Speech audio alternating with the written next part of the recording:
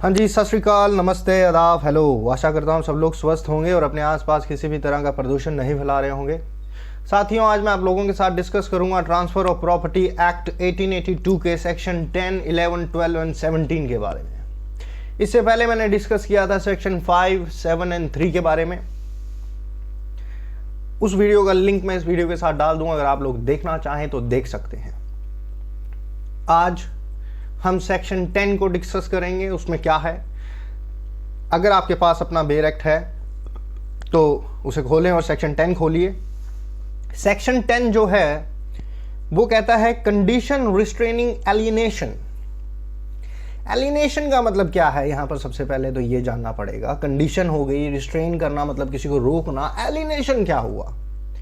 सो alienation का मतलब हुआ कि भी आपके पास प्रॉपर्टी है, आपके पास एक प्रॉपर्टी है जिसको ट्रांसफर किया गया है आपको, और आपके ऊपर एक कंडीशन लगा दी जाए कि भाई तू इस प्रॉपर्टी को कहीं दे नहीं सकता, बेच नहीं सकता। क्या वो कंडीशन सही है? आपको रोक रही है जो कंडीशन, वो क्या सही होगी? बिल्कुल नहीं, वो वॉइड है, एब्सोल्युटली वॉइड है। जब आपको वो प्रॉपर्टी दे ही दी है तो कंडीशन लगाने का क्या मतलब बनता है? तो आपको तो रिस्ट्रेन कर रहे हैं ना, रोक रहे हैं कि भी तूने प्रॉपर्टी नहीं बेचनी। अब जब आप प्रॉपर्टी नाम ही कर रहे हैं किसी के, तो प्रॉपर्टी कैसे आप कह सकते हैं भी बेचनी नहीं है, किसको देनी नहीं है? सो सेक्शन 10 कहता है कि भाई ऐसी कंडीशन को हम नहीं मानते। इंग्लिश में पढ़ते हैं इसको, where property is transferred subject to a condition. जहां पर एक प्रॉपर्टी को ट्रांसफर कर दिया गया है और उसके ऊपर एक कंडीशन लगा दी है, लिमिटेशन लगा दी है, एब्सोल्युटली रिस्ट्रेन करने के लिए ट्रांसफरी को, कि भाई तो इसमें से अगर तेरा कोई इंटरेस्ट भी है या फिर तेरा जो हिस्सा भी है इसमें, उसे तू एलिनेट नहीं कर सकता है। सो ऐसी कंडीशन और लिमिटेशन क्या होगी? वॉइड होगी, except in a case of a lease, जहां पर condition is for the benefit of a lessor है, और या फिर जहां पर प्रॉपर्टी को ट्रांसफर किया गया है for the benefit of a married Hindu woman, Mohammedan and Buddhist.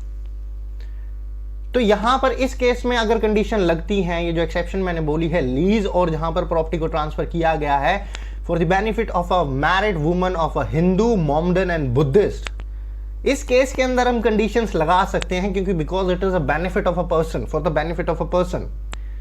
But in case जो पहले मैं बता रहा हूं कि भी आपको प्रॉपर्टी ट्रांसफर कर दी, वहां पे कोई बेनिफिट भी नहीं है आपके लिए, फिर भी आपको रोका जा रहा है, एब्सोल्युटली रिस्ट्रेन किया जा रहा है कि भी आपका इसमें से कोई हिस्सा भी हो, बेशक कोई इंटरेस्ट भी हो इसके अंदर, आप इस प्रॉपर्टी को नहीं बेच सकेंगे। मैं आपको ट्रांसफर तो कर रहा हूं पर आप इसे बेच नहीं सकते, आप किसी को दे नहीं सकते। सो ऐसी जो कंडीशन और लिमिटेशन है वो एब्सोल्युटली वॉइड होगी, आपको चिंता करने की कोई जरूरत नहीं है। अब हम डिस्कस करते हैं सेक्शन 11 के बारे में।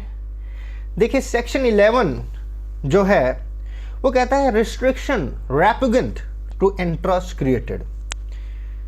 सो देखिए, कोई इंटरेस्ट क्रिएट कर दिया आपके नाम पे, मान लीजिए आपको प्रॉपर्टी दे दी गई है, ट्रांसफर कर दी गई है एब्सोल्युटली, और आपको ये कह दिया जाए कि भाई इस प्रॉपर्टी पे जो तो मैंने तेरे को ट्रांसफर करी है ना, ये एग्रीकल्चर लैंड, भाई इसके अंदर तू सिर्फ और सिर्फ है ना चावल उगाएगा, इसके अलावा कुछ नहीं उगाएगा। अगर उगाएगा तो प्रॉपर्टी मेरे पास आ जाएगी वापस। ऐसी कंडीशन को नहीं माना जाएगा बिल्कुल भी, जब आपके नाम पे वो प्रॉपर्टी टोटली ट्रांसफर कर दी गई है।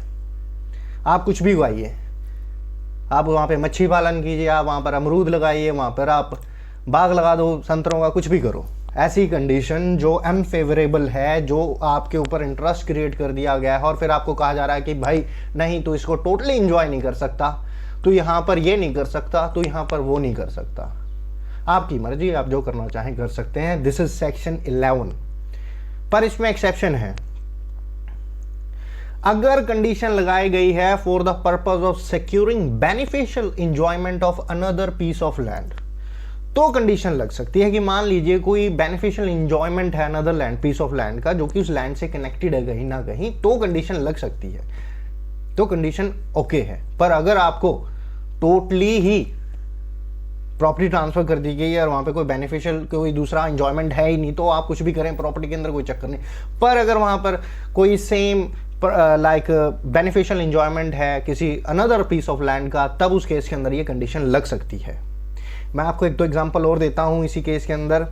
एक एग्जांपल मैंने राइस वाला दे दिया है आपको, एक एग्जांपल मैंने बेनिफिशियल एंजॉयमेंट का दे दिया है, एक एग्जांपल और देते हैं जहां पर मान लीजिए एक घर है जहाँ पर 4 फ्लोर है और हर एक का अलग अलग ओनर है।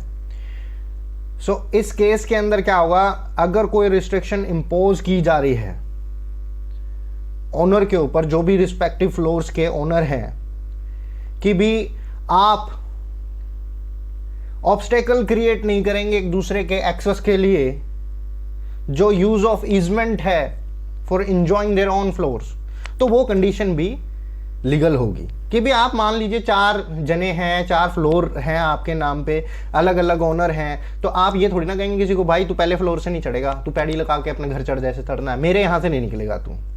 वो वाली चीज, जो ईजमेंट राइट्स हैं वो आप किसी के खोस नहीं सकते हैं। सो ये हुआ सेक्शन 11। अब हम डिस्कस करते हैं सेक्शन 12 के बारे में। देखिए सेक्शन 12 को अगर हम पढ़ते हैं, condition making interest determinable on insolvency और अटेम्प्टेड एलिनेशन, कि भी वेयर प्रॉपर्टी इज ट्रांसफर, जहां पे एक प्रॉपर्टी को ट्रांसफर कर दिया गया है सब्जेक्ट टू कंडीशन, कंडीशन लगा दी गई है या फिर कोई लिमिटेशन लगा दी गई है, मेकिंग एन इंटरेस्ट, जो भी इंटरेस्ट आप उसके अंदर, उस प्रॉपर्टी का जो इंटरेस्ट, जो आप वो प्रॉपर्टी किसी के नाम लगा रहे हैं और वहां पे आप कंडीशन लगा देते हैं, कोई लिमिटेशन लगा देते हैं, कहते हैं कि आप इस प्रॉपर्टी के मालिक नहीं रहेंगे अगर आप इंसॉल्वेंट हो जाते हैं या फिर आप इस प्रॉपर्टी को बेचने की कोशिश करते हैं, तो ऐसी कंडीशन और लिमिटेशन क्या होगी, वॉइड होगी। भाई मान लीजिए कोई पर्सन अगर इंसॉल्वेंट होने वाला होगा तो वो प्रॉपर्टी तो उसकी हेल्प करेगी ना कहीं कहीं, इंसॉल्वेंसी से बचने के लिए वो प्रॉपर्टी को बेच के इंसॉल्वेंट नहीं होगा। तो अगर ऐसी कंडीशन या कोई लिमिटेशन लगाई जा रही है जहां पर किसी पर्सन के अंदर एक इंटरेस्ट क्रिएट किया जा रहा है, भाई ये तेरे को प्रॉपर्टी दूंगा, पर तू अगर इंसॉल्वेंट हो गया, तू अगर इस प्रॉपर्टी को बेचने की कोशिश करेगा, तो ऐसी कंडीशन क्या होंगी, वो वॉइड होंगी, वो कंडीशन का कोई लेना देना नहीं है। अगर आपके नाम पे प्रॉपर्टी आ रही है, you are the owner of that property, you have a right to do anything with that property. Exception यहां पर एक है, वो है लीज। लीज के केस में कंडीशन लग सकती है, वैसे कंडीशन नहीं। अगर ऐसी condition while making an interest of a property to any other person, in that case that condition will be void. Insolvency का मतलब क्या होता है, देखिए जहां पर पर्सन के ऊपर ग्रेटर लायबिलिटीज आ जाती हैं उसके एसेट से। मान लीजिए मेरे पास घर है और उस घर से ज़्यादा मैं कर्जा ले लूँ अपने ऊपर, इतना ही करता हूँ मैं, वो इंसॉल्वेंट हो जाता है। अटेम्प्टेड एलिनेशन क्या होती है, कि भी कंडीशन, ऐसी कंडीशन लगा दी अगर तू प्रॉपर्टी को बेचेगा तो ये प्रॉपर्टी तेरी नहीं रहेगी, वो ऐसी कंडीशन क्या है, वॉइड हो जाएगी।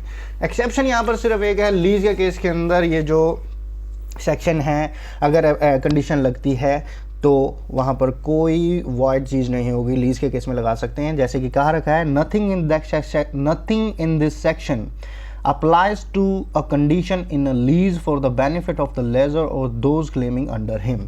So condition लग सकती है लीज के केस में for the benefit of a lessor और those जो claim कर रहे हैं under that thing. अब हम डिस्कस करेंगे सेक्शन 17, डायरेक्शन फॉर एक्युमुलेशन। देखिए जहां पर terms of transfer of property, देखिए जो टर्म्स हैं ट्रांसफर ऑफ प्रॉपर्टी के अंदर, अगर वो डायरेक्ट कर रही हैं that income arising from a property shall be accumulated, मतलब accumulated का मतलब होता है उसका कलेक्शन जो होगा, collected either wholly or in part during the period longer than the life of the transferor or the period of 18 years from the date of the transfer.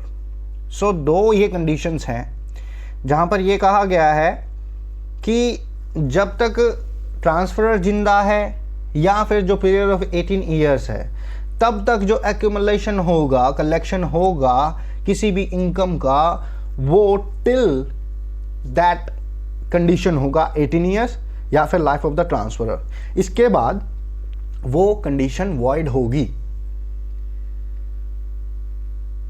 वो condition void होगी। पर यहां पर एक्सेप्शंस हैं। Payment of debts, अगर हमने कर्जा उतारना है, कोई पोर्शन तैयार करना है या फिर प्रॉपर्टी को मेंटेन करना है, दैट इज अ एक्सेप्शन। पर ये जो कंडीशन है, जो लाइफ ऑफ द ट्रांसफरर और 18 ईयर्स जो है ये कंडीशन है। इस कंडीशन के बाद ये वॉइड होगी। एक्सेप्शंस मैंने आपको बता दिए, payment of debts, raising portion या प्रिजर्वेशन ऑफ प्रॉपर्टी, मेंटेनेंस करनी है प्रॉपर्टी को तब। सरल भाषा में बताऊं, जो एक्यूमुलेशन होगा, collection of income of property होगा,